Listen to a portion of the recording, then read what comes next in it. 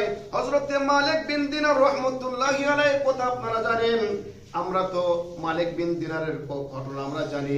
হযরতে মালিক বিন দিনার রাহমাতুল্লাহি আলাইহি বলেন, আমি প্রতিদিন কোরআনুল কারীম থেকে কিছু অংশ তেলাওয়াত করার পরে আমি কবরের পাশে যাই, যেখানে কবরের মাঝে মানুষ শুয়ে আছে, হাজার হাজার লক্ষ লক্ষ মানুষ যেখানে শুয়ে আছে।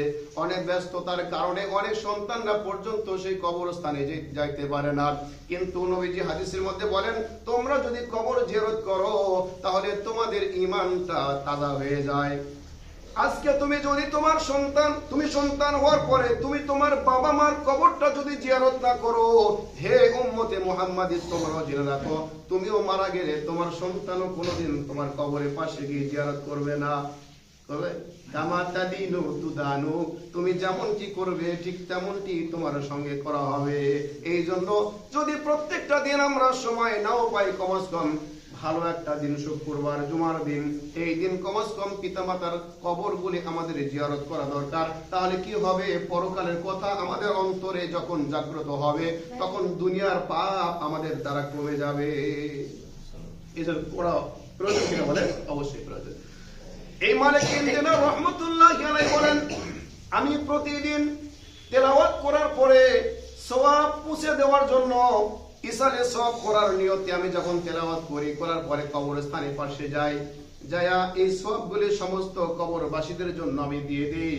তো আমি প্রতিদিন আল্লাহ তাআলাকে বলি, রব্বুল আলামিন, আপনি আমাকে এমন একটা শক্তি দেন, আমি চক্ষুটা বন্ধ করলে যেন মুরাকাবার দ্বারা আমি যেন কবরের হালতটা বুঝতে পারি যে কবরের কার কি অবস্থা। আল্লাহু আকবার। অনেক বড় বুজুর্গ মালিক বিন দিনার রাহমাতুল্লাহি আলাইহি উনি বলেন, এইভাবে যখন আমি প্রতিদিন সওয়াব রেসানি করে যখন আমি পাঠিয়ে দিই সমস্ত মুর্দাদের জন্য, আমার সওয়াবগুলি কবরে যাওয়ার সাথে সাথে হাজার হাজার মানুষগুলি আমার সওয়াবকে নেওয়ার জন্য তারা তাড়াহুড়ো করতে থাকে, তারা লাইন ধরতে থাকে, কে কার আগে সওয়াবগুলি নেবে, তারা এমন ব্যস্ততার ভিতরে থাকে। কিন্তু আমার আশ্চর্যের বিষয় হলো, আমি একটা মানুষকে দেখছি, ও কবরের মাঝে যে অবস্থায় ছিল সে অবস্থাতেই আছে, নড়া নাই, চড়া নাই, ওঠাউঠি নাই, আমল যা করছে তো দুনিয়াতে করছে, কিন্তু মালিক বিন দিনার রাহমাতুল্লাহি আলাইহির এই কালামে পাকের সওয়াবটা নেওয়ার জন্য আল্লাহর বান্দা একটুও চেষ্টা করে না। কি ঘটনা, চেষ্টা করে না কেন?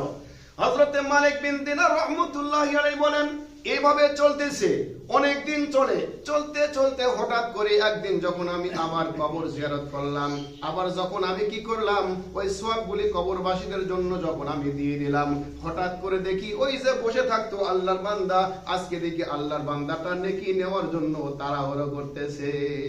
আল্লাহু আকবার।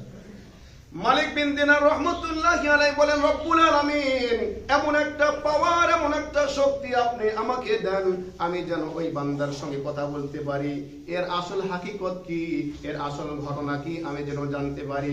রব্বুল আলামিন বলেন, হে মালিক, হে আমার ওলি, আমার মাহবুব বান্দা, আমি তোমাকে সে পারমিশন দিলাম, তুমি ওই বান্দার সঙ্গে কথোপকথন করতে পারবে।